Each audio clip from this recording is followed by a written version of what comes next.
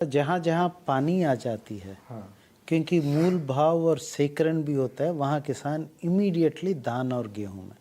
One best example is Rajasthan में जैसे ही canal परियोजना आई है, जहाँ पहले बाजरा और चना या मसूर होता था, वहाँ किसान इमीडिएटली धान और गेहूं में तब्दीली हुए। एक ऐसे ही आप देखेंगे तेलंगाना, आंध्रा का और तेलंगाना में तो धान का तो बेस्ट एग्जांपल हो। नहीं, वहाँ बेस्ट, पहले वहाँ केवल ज्वार है ना जी, ये होते थे, सज्जा जो मिलेट का बहुत बड़ा एरिया था। पर जैसे ही भागीरथी प्रोजेक्ट आया तब वो तो धान 3 फसलें ले रहे हैं। उसका ग्राफ देखने पे यूं लगता है सीधे गया, एकदम तो एक ये है कि वो पंजाब के रास्ते पे कमोबेश चले गया।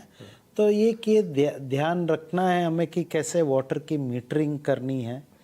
एरिया इस वजह से कम हुआ। दूसरा ये हुआ कि उत्तरी भारत क्षेत्र से 2-3 वजह से दलहनी फसलों का स्थानांतरण हुआ मध्य और दक्षिण में। एक बहुत बड़ी वजह है। आप देखेंगे कि 1970s, 80s, इवन 90s तक यूपी, राजस्थान, हरियाणा दलहनी फसलों में ज़्यादा थे। और हमारे देखते देखते हमारे गांव से अरहर गायब हो मुझे देखते देखते जो है हम लोग 5वीं से 8वीं तक के में हमने पूरा अच्छे से, मुझे ध्यान है कि बहुत सारे अरहर के खेत होते थे। जब हम लोग गाँव जाते वो थे, पूरा महाराष्ट्र जब वहाँ जाते थे, स्कूल जाते थे, तो बहुत सारे खेत होते थे। अब वो अरहर खत्म हो गई, कोई सिर्फ धान गेहूँ है। तो ये एक रीजन है। उसका भी 2 रीजन क्या है। क्या रीजन क्या हुआ उसका 2 रीजन है। उत्तर भारत से दलहन गायब हो गई। हाँ जी, एक तो मैंने पानी का बताई ही है, पर 2 और जैसे इरिगेटेड एरिया बढ़ा, हाँ, तो ये क्रॉप पैटर्न एकदम चेंज किया। पर साथ ही साथ क्या हुआ कि उस समय हमें एक इल्ली आती थी, स्पोडोप्टेरा इल्ली।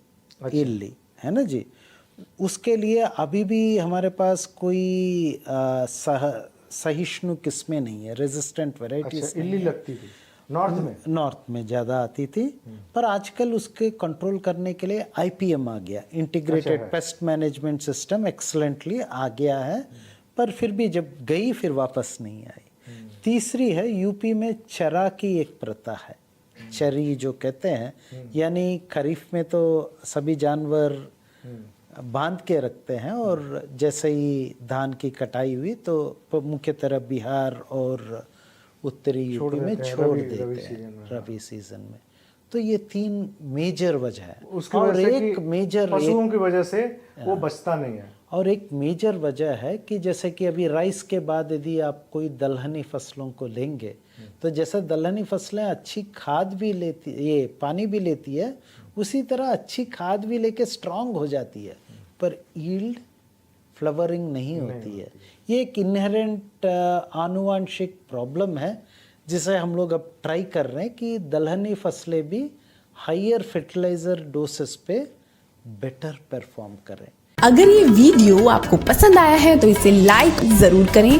अगर चैनल अभी तक सब्सक्राइब नहीं किया है तो कर लें और नोटिफिकेशन पाने के लिए बेल आइकन भी दबा दें।